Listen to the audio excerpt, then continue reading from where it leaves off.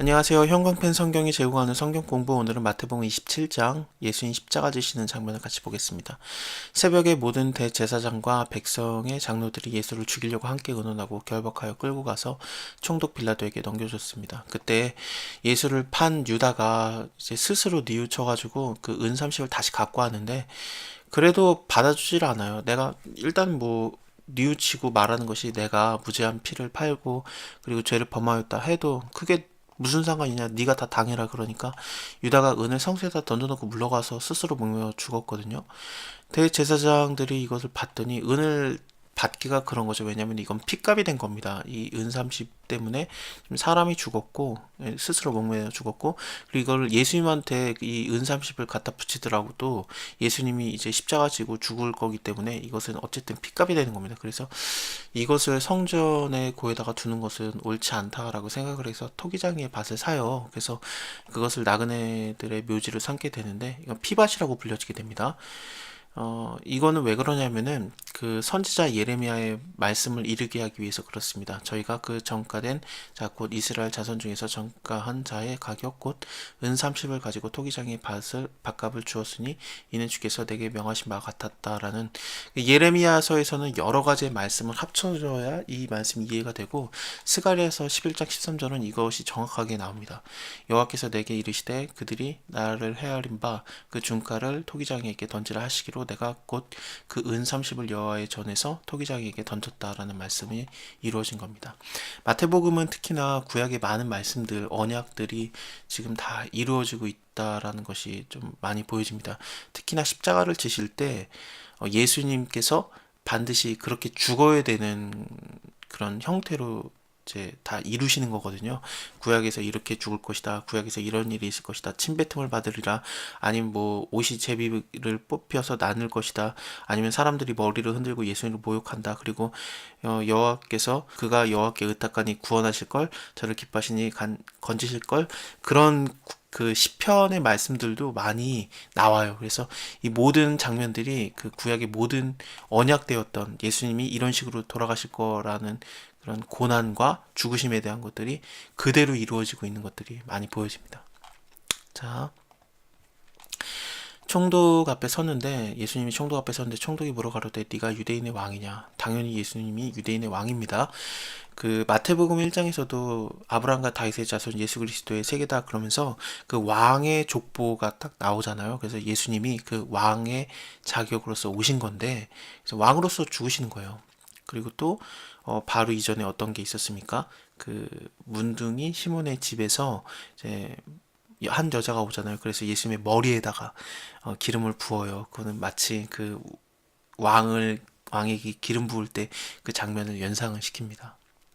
다른 복음서에서는 그 발에다 붓는데, 특히나 마태복음에서는 머리에다가 기름을 부어서 예수님의 왕됨을 증거하는 것 같은 그런 게 보여요.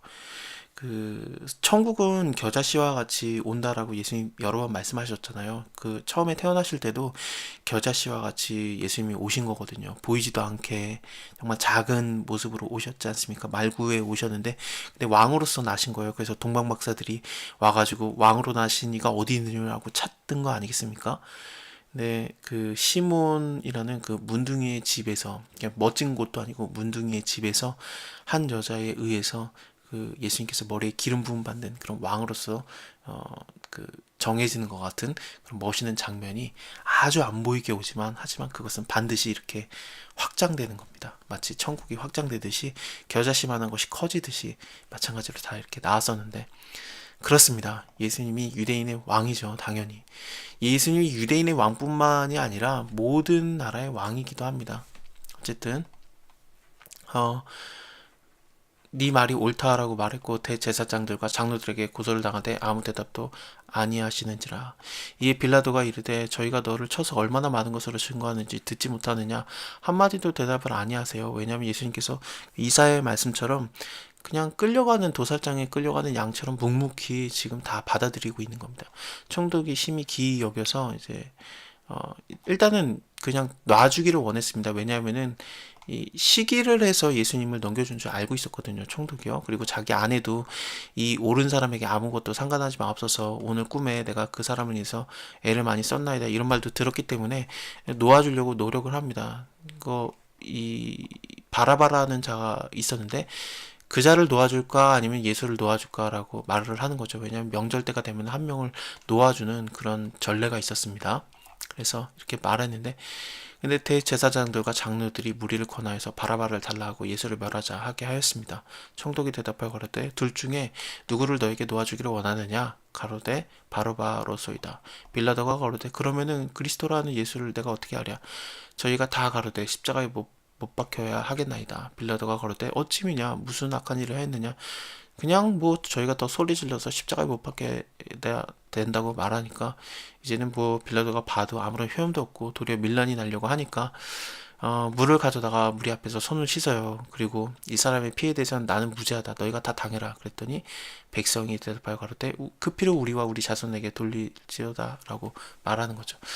이런 것 때문에 그 예수님이 전에 말했던 대로 유다와 예루살렘이 멸망되는 거 그것이 일어난 게 아닌가라고 생각하는 사람들이 많습니다. 어쨌든 근데 또 그 모르고 이렇게 예수님을 못 박은 자들도 많았거든요. 왜냐면은 지금 유월절이기 때문에 많은 외국에 살던 유대인들이 성전으로 와 있어요. 그래서 굉장히 많은 사람들이 예수님을 처음 봤는데 성전을 사모해서 이 멀리서부터 왔는데 예수님이 고소당하는 내용이 무너뜨려라 내가 사흘 만에 일으켜 세우리라 그런 성전 모독죄를 걸었기 때문에 이 십자가에 못 박으라고 말하는 것들에 그냥 같이 동조가 돼서 예수님을 못 박으라고 했던 자들이 굉장히 많습니다. 그래서 사도행전에서는 그들에게 베드로가 설교를 하고 너네가 죽인 자가 바로 예수 그리스도다. 그러니까 그들이 굉장히 깜짝 놀라고 두려워하고 그랬던 겁니다.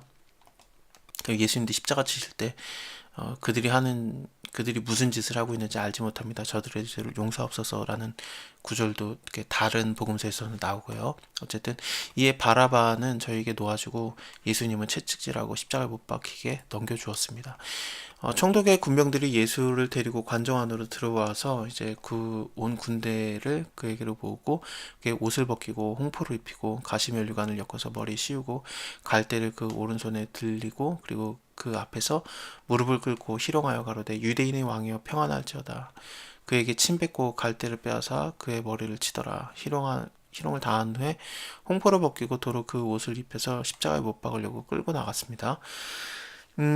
이렇게 뭐 맞는 거라든지 그런 것들은 그 시편에 많이 예언이 돼요. 특히나 22편에 뭐 옷을 나누는 것도 나오고요. 제비를 뽑나이다 그런 것도 있는데 이게 그 예수님이 십자가에 못 박은 후에 그 옷을 제비 뽑아서 나누거든요. 그들이 그리고 또 슬개탄 포도주를 먹게도 했는데 이것은 시편 말씀에 저희가 슬개를 나의 식물로 주며 갈할 때 초로 마셨나이다. 이 초에 대해서는 밑에 그 해용 이런 스펀지 역할을 하는 게 있는데 해용에다가 신포도주를 머금게 해서 이것을 예수님한테 마시게 해요. 이게 신포도주가 그 초라고 볼 수 있습니다. 왜냐하면 초라는 게 식초처럼 그렇게 신 것이기 때문에 그렇습니다. 이 말씀도 이루어지고요. 그리고 또 저희가 십자가에 예수님을 못 박았는데 그곳에 머리 위에다가 유대인의 왕이라고 하는 그 패를 붙였습니다.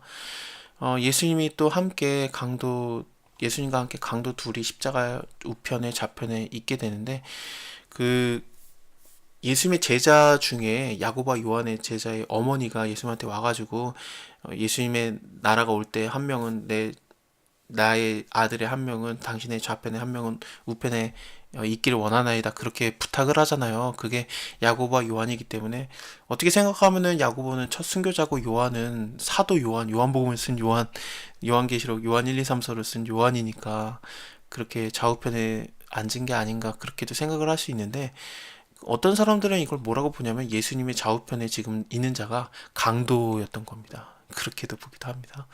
그래서 참 그 하나님의 말씀은 참 신비로운 게 많습니다. 어쨌든 지나가는 자들이 다 머리를 흔들고 예수를 모욕하는데 이것도 시편의 22편의 그 7절에 이렇게 예언되어 있습니다. 자, 오늘은 일단 여기까지 하고요. 다음에 이 40절부터 이어서 보겠습니다. 감사합니다. 다음에 뵐게요.